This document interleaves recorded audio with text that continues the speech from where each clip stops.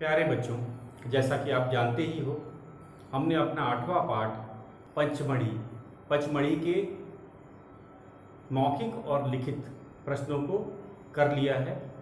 और मैं उम्मीद भी करता हूँ कि आप लोगों ने इन प्रश्नों को लिखकर याद किया हो। लिखित प्रश्नों को लिखा था तथा मौखिक प्रश्नों को आपने जो हमने चर्चा करके लिखा था, आपने उसको ध्यान से सुना होगा। अब हम अपने व्याकरण के शेष प्रश्न की तरफ आगे बढ़ते हैं, जो कि पाठ के व्याकरण भाग भाषा से के अंतर्गत आता है। उस दिन मैंने आपको बताया था कि प्रत्यय किसे कहते हैं और विशेषण किसे कहते हैं, और आपको मैंने परिभाषा बताई थी कि प्रत्यय वो शब्दांश होते हैं जो किसी शब्द के पीछे लगकर जुड़कर एक नया शब्द बनाते हैं तथा एक नया अर्थ भी होता है उस शब्द का, वे प्रत्यय कहलाते हैं। और ई प्रत्यय से हम विशेषण बना रहे थे। ई प्रत्यय से हम विशेषण शब्दों को बना रहे थे। जैसे जंगल से जंगली, जंगल शब्द है, इसमें हमने ई प्रत्यय लगाया था तो शब्द क्या बन गया था? जंगली।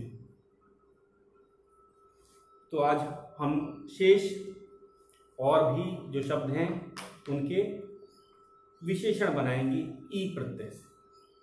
तो हमारा पाठ है बच्चों, हम 8वां पाठ कर रहे हैं।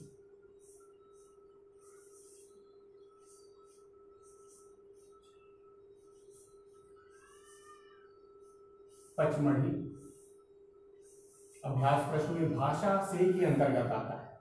जो भी व्याकरण के प्रश्न हैं वो भाषा से के अंतर्गत आता है, आपको पता है। और हम इसका पहला ही प्रश्न कर रहे हैं आज। पहला प्रश्न है हमारा, ई प्रत्यय लगाकर विशेषण बनाइए। तो आज हमने आपको क्या बताया नया चीज कि प्रत्यय की क्या परिभाषा होती है। प्रत्यय वो शब्दांश होते हैं, शब्द के अंश होते हैं, या शब्द का भाग भी हम लोग कह सकते हैं, जो किसी शब्द के पीछे लगते हैं। ये शब्द के पीछे लगते हैं, नए शब्द का निर्माण करते हैं।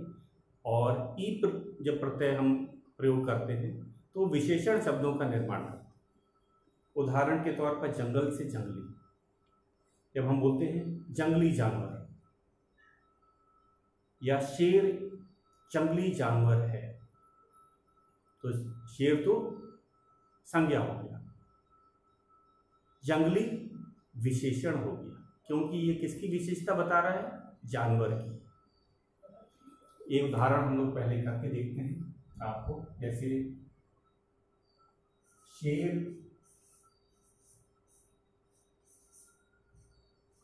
जंगली जानवर, जंगली जानवर है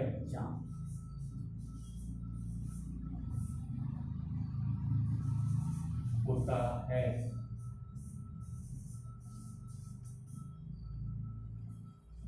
शेर तो संज्ञा हो गया, जंगली है विशेषण। किससे बना है? जंगल शब्द से बना है। मूल शब्द इसका क्या है? जंगल। जंगल से इसमें ई प्रत्यय लगा है, ई, बड़ी ई, तब जाके ये बना है जंगली।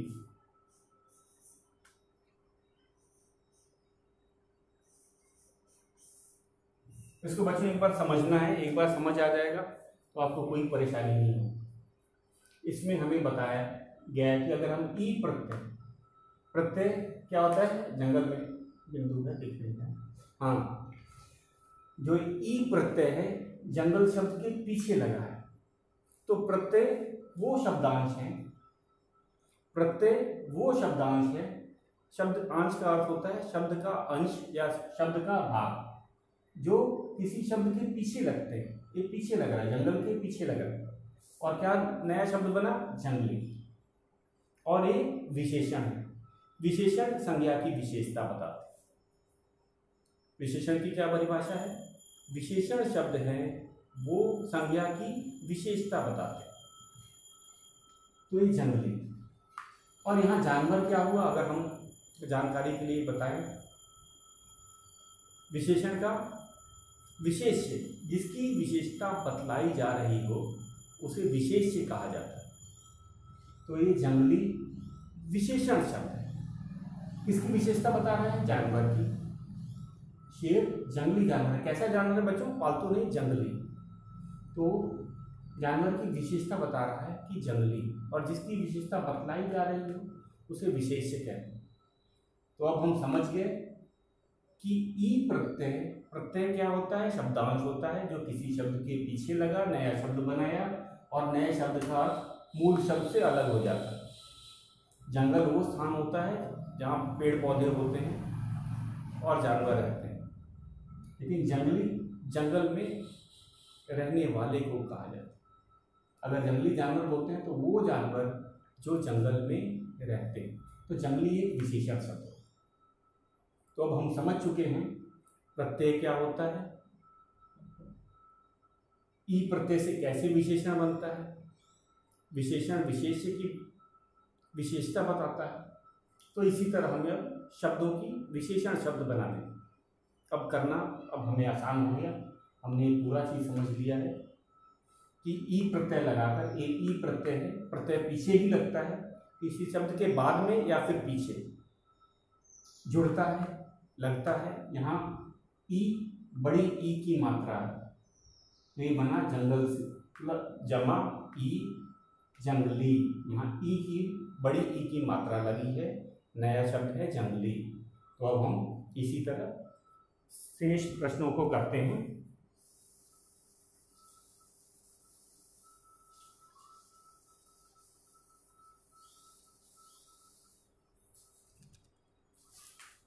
तो हमने पहला शब्द देख लिया, जंगल से बना जंगली। दूसरा शब्द हमारा है साहस। साहस से बना, इसके पीछे बड़ी ई की मात्रा लगेगी, सब साहसी।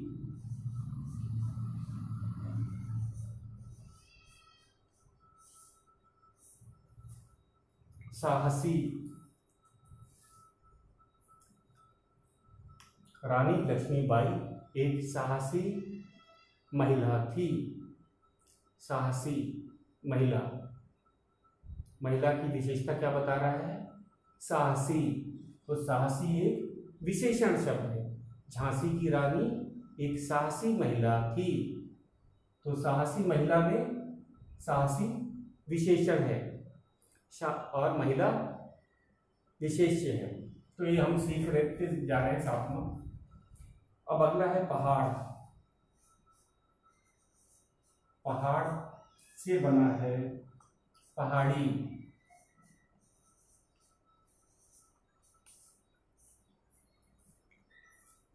पहाड़ी नदी, पहाड़ी सड़क, वो सड़क जो पहाड़ी पे होती है।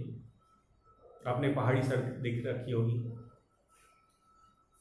पहाड़ी नदी ये ऊंचाई से गिरती है, जलप्रपात बनाती है, तेजी से बहती है। तो पहाड़ी नदी वह नदी जो पहाड़ों पे बहती है। पहाड़ी सड़क जो पहाड़ी स्थान पर बनी होती है, ये घुमावदार होती है। आपने अगला है अनुभव से अनुभवी। अनुभव से होता है अनुभवी। अनुभव, अनुभव से अनुभवी, बड़ी ई की मात्रा लगेगी वह पे। अनुभवी,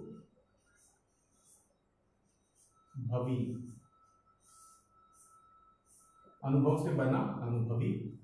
अगला शब्द है रेगिस्तान।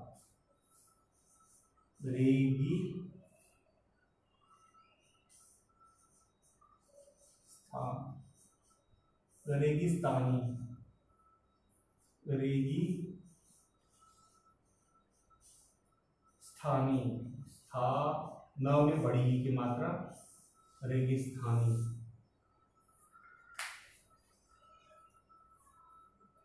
तो ये फिर से इनको देख लेते हैं। अनुभव, अनुभवी, आपके पिता और माता अनुभवी हैं, उनको जिंदगी का अनुभव है। अनुभव का अर्थ आपको पता चल गया, जिसे अनुभव होता है उसे अनुभवी कहते हैं। तो अनुभवी माता पिता, तो यहाँ पे अनुभवी विशेषण है किसकी? माता पिता की। मेरे माता पिता अनुभवी हैं, तो हम कहेंगे अनुभवी एक विशेषण है। किसकी विशेषता बता रहा है? माता पिता की। उसी तरह रेगिस्तान से रेगिस्तानी, जैसे ऊंट एक रेगिस्तानी जीव है। रेगिस्तानी एक विशेषण है। रेगिस्तानी जीव मतलब जो रेगिस्तान में रहता है, तो रेगिस्तानी विशेषण हो गया। रेगिस्तानी कौन सा शब्द बना बच्चों? विशेषण। अगला है मैदान से मैदानी, बहुत ही सरल है। हमारा अगला है मैदान,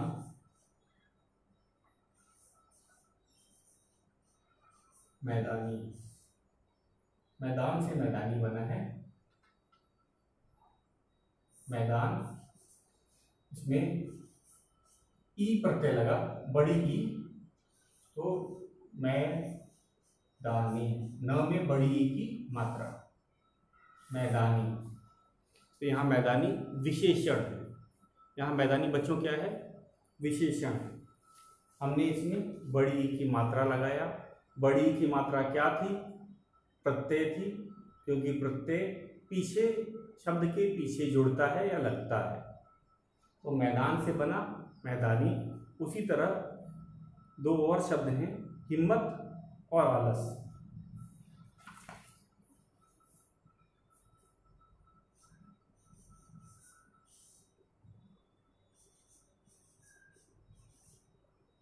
हिम्मत से बनेगा हिम्मती।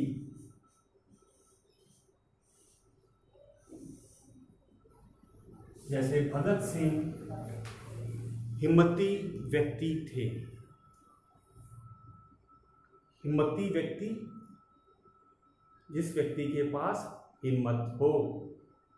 तो हिम्मती एक विशेषण शब्द है, और ये किससे बना है? ई प्रत्यय लगकर बना है। ई प्रत्यय, हिम्मत के पीछे ई की, बड़ी ई की मात्रा लगती है, तो बनता है हिम्मत से हिम्मती। तो हम ई प्रत्यय लगाकर विशेषण शब्द की रचना कर रहे हैं। तो हम क्या कर रहे हैं इन सब में बच्चों, एक बार ध्यान दीजिएगा। हम इसमें ई प्रत्यय लगा रहे हैं, ई की मात्रा नहीं लगा रहे हैं। वो तो आपको ऐसे दिख रहा है कि हमने ई की मात्रा सब में जोड़ी है। हिंदी में उसको बोला जाता है कि यह ई प्रत्यय है। प्रत्यय शब्दांश होता है, शब्द का अंश होता है, जो किसी शब्द के पीछे जुड़ के नया शब्द बनाता है और उनका अर्थ भी बदल जाता है। यहाँ पे अर्थ ये विशेषण की रचना होगी। ये सारे शब्द जंगली, साहसी, पहाड़ी, अनुभवी, रेगिस्तानी, मैदानी, हिम्मती, ये सारे विशेषण शब्द हैं। आप ध्यान से देखिए, ये विशेषण शब्दों की रचना कर रहे हैं हम। एक और बच गया है आलस, इसको भी कर लेते हैं। आलस, आलस, आलस से बनेगा आलसी।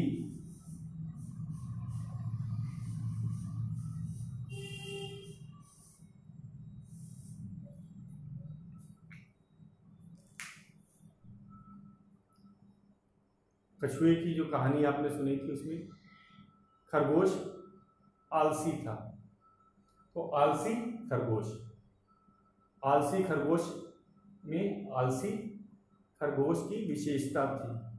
किसकी विशेषता बता रहा है? खरगोश की। आलसी खरगोश, तो आलसी क्या है? विशेषण शब्द है। खरगोश की विशेषता बता रहा है कि वह खरगोश आलसी था। अब हम चलते हैं हमें निर शब्द लगाकर बनाना है। निर शब्द का शाब्दिक अर्थ होता है, शाब्दिक अर्थ मतलब शब्द का अर्थ होता है रहित या बिना, के बिना, रहित। हम निर को क्या बोलते हैं? रहित या के बिना। तो निर्मल शब्द का अर्थ होगा मल रहित। निर शब्द का होता है रहित या बिना। तो हम शब्द की रचना कर रहे हैं। तो इसमें पहला शब्द है निर्जमा मल निर्मल। तो हमें पता है निर का क्या अर्थ होता है? बिना। ये आपने कर ही लिया होगा। अब हम नए शब्द की रचना कर, हमारा ये है शब्द की रचना कर निर लगाकर। निर का अर्थ होता है रहित या के बिना। ये हमारा क भाग था प्रश्न 1 का क। अब हम इसके क भाग पे आए। यहाँ पे हमें शब्द का निर्माण करना है, इसमें निर लगाकर। तो निर कैसे लिखते हैं? पहला वाला है हमारा, इसमें उपसर्ग लगा हुआ है, आगे लगा है निर। निर उपसर्ग से बना है। फिर से आपको लिख के बताते हैं। ये निर उपसर्ग शब्द के आगे लग रहा है। निर उपसर्ग, अभी तक हमने प्रत्यय के बारे में देखा था। उपसर्ग शब्दांश होते हैं और ये पहले लगते हैं। ये दोनों में अंतर हमें अब पता चल गया है। प्रत्यय पीछे लगते हैं शब्दों के या बाद में लगते हैं, और उपसर्ग आगे लगते हैं या पहले लगते हैं। दोनों बात एक ही है। तो उपसर्ग आगे लगते हैं या पहले लगते हैं और नए शब्द का निर्माण करते हैं। यहाँ पे हम निर उपसर्ग लगा रहे हैं। निर, र के नीचे हल्का निशान है, न के नीचे जो र के नीचे हल्का निशान है मतलब आधा र है। हम लोग ऐसे आम भाषा में बोलते हैं ना, जिसके नीचे हल्का निशान होता है वह आधा र होता है। तो हम शब्दों की रचना करेंगे और इसमें जो है उपसर्ग आगे लगता है। इसकी परिभाषा क्या कहेंगे उपसर्ग की? वे शब्दांश, शब्दांश क्या होते हैं? शब्द के अंश या शब्द का भाग। वे शब्दांश जो शब्द के आगे लगकर, आगे जुड़कर एक नए शब्द का निर्माण करते हैं, उन्हें हम लोग उपसर्ग कहते हैं। इससे जो नया शब्द बनेगा उसका अर्थ भी बदल जाएगा। जैसे कि इसमें हमने ई जोड़ा तो विशेषण बन गया। इसमें भी जो शब्द बनेगा वह मूल शब्द से हटके उसका अर्थ बदल जाएगा, क्योंकि निर शब्द का मैंने आपको बताया था के बिना या फिर रहित बोलते हैं। रहित का विलोम होता है सहित। तो रहित या फिर आम भाषा में के बिना कहते हैं। तो हम अपना पहला शब्द लिखते हैं निरुपसर्ग के साथ। निर, जो प्लस का निशान है इसको जमा या धन कहते हैं। बच्चों, जो प्लस का निशान है इसको जमा कहेंगे या धन कहेंगे। तो निर्जमा बल या निर्धन बल, क्या बना शब्द? ये शब्द बना पहला शब्द है हमारा निर्मल है। हम बल वाला तो दूसरा शब्द है, पहले शब्द क्या है? निर्मल है। तो निर्मल कैसे लिखेंगे? जो अगला वाला ये र है हमारे म के ऊपर आएगा और ल यहाँ लिखा जाएगा। और आपको पता है ये र पहले पढ़ा जाता है। ये जो र हमारा लगा है यह पहले ही इसका उच्चारण होता है। तो नी के बाद में इस र का उच्चारण होगा, फिर म का होगा, फिर द का। निर्मल मतलब मल रहित। गंदगी को बोलते हैं मल, तो मल रहित मतलब साफ। दूसरा है जमा जीव या निर्धन जीव, कुछ भी कह सकते हैं इसको, निर्धन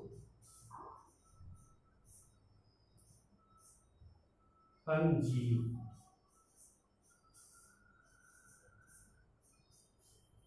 ये बना निर्जीव, और ये जो जीव है बच्चों, ये इसमें ज के ऊपर आएगा और उसका उच्चारण पहले होगा, और फिर व।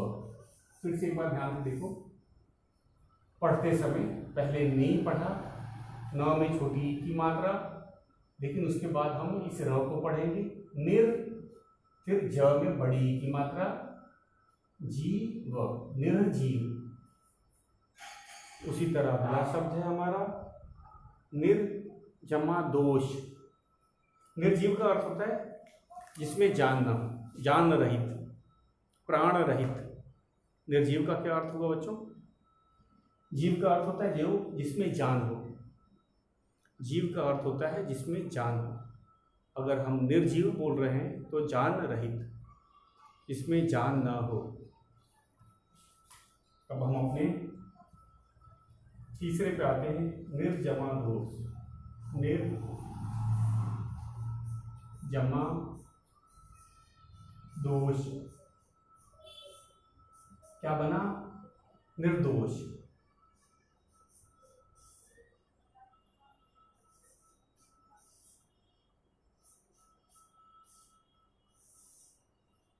निर्दोष,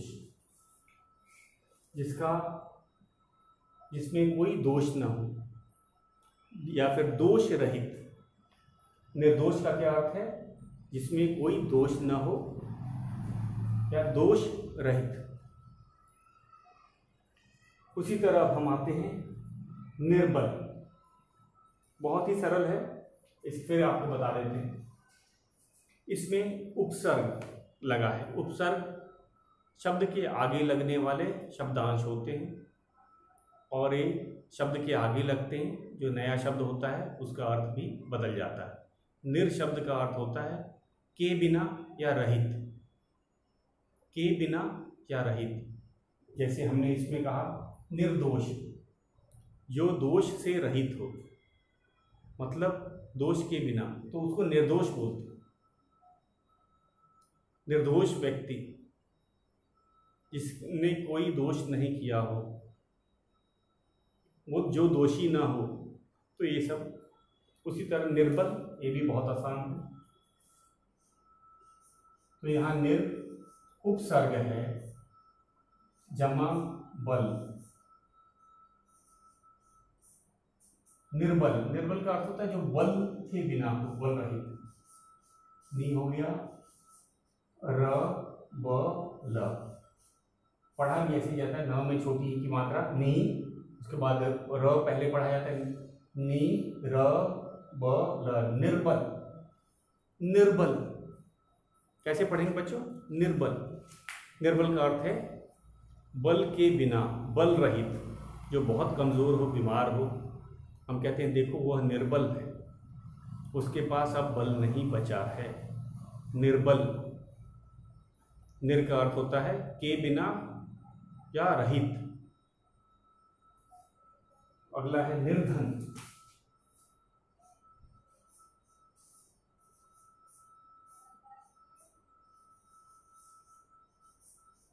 निर्धन का अर्थ है धन के बिना।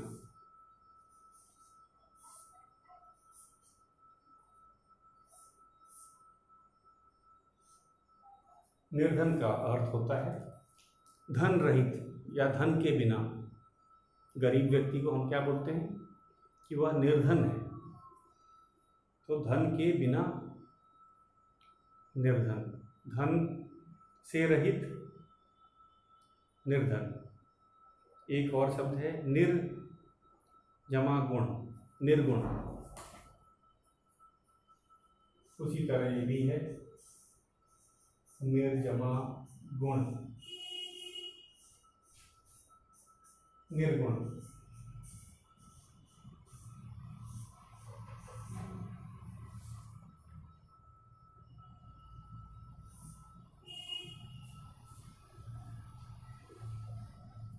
तो बच्चों ये थे हमारे ख भाग। ख भाग उपसर्ग थे, ये आगे जुड़े। इसमें हमने निर उपसर्ग से नए शब्दों की रचना की। यहाँ पे शब्द निर उपसर्ग का हमने प्रयोग किया है और शब्दों की रचना। फिर से एक बार दोहरा देते हैं ताकि आपको इसको याद रहे, याद करने में आसानी रहे। निर्जमा मल, निर्मल, और निर का अर्थ, शाब्दिक अर्थ होता है के बिना या रहित। तो मल के बिना या मल रहित उसको निर्मल बोलते हैं, या आम भाषा में हम इसे बोलते हैं साफ। निर्मल का अर्थ होता है साफ, पवित्र। निर्जमा जीव, निर्जीव जिसमें जान नहीं, निर्जीव जान से रहित, तो निर्जीव। निर्जमा दोष, निर्दोष, दोष रहित। निर्जमा दोष, निर्दोष, दोष से रहित। निर्जमा बल, निर्बल, अर्थ होता है बल से रहित, कमजोर। आम भाषा में बोलते हैं निर्बल मतलब कमजोर। निर्जमा धन, निर्धन, धन से रहित, धन के बिना। अगला है निर्जमा गुण, निर्गुण, गुण के बिना।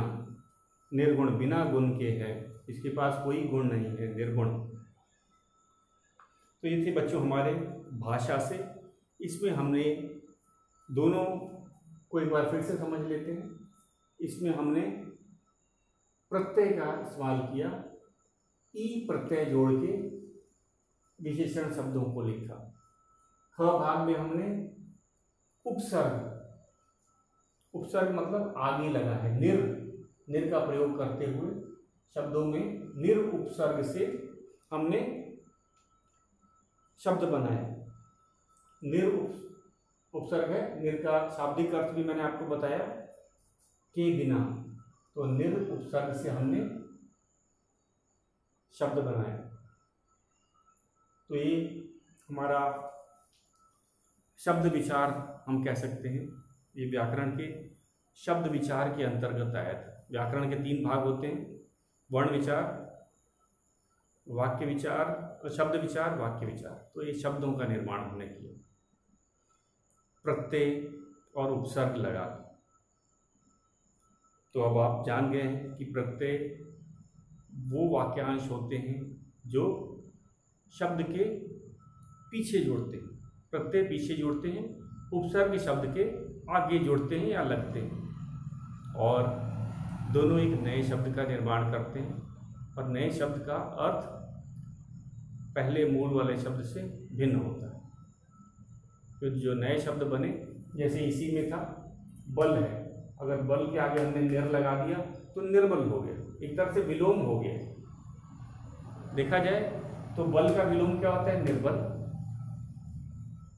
बल का, दोष का निर्दोष, जीव निर्जीव, गुण निर्गुण, धन निर्धन।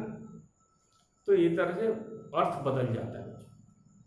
जब भी उपसर्ग या प्रत्यय लगाते हैं तो अर्थ भी बदल जाता है। ये हमको याद रखना होगा। इसको आपको अपने पाठ्य पुस्तक में करना है, और मुझे उम्मीद है कि आप साथ साथ ही ये सब प्रश्नों को करें, क्योंकि अब बोर्ड से आप आसानी से इसको देख पा रहे हैं और इसको समझ पा रहे हैं। तो आपको क्या करना है, जब भी हम बोर्ड पे करवाते हैं, वीडियो देखते हैं, तो आप अपनी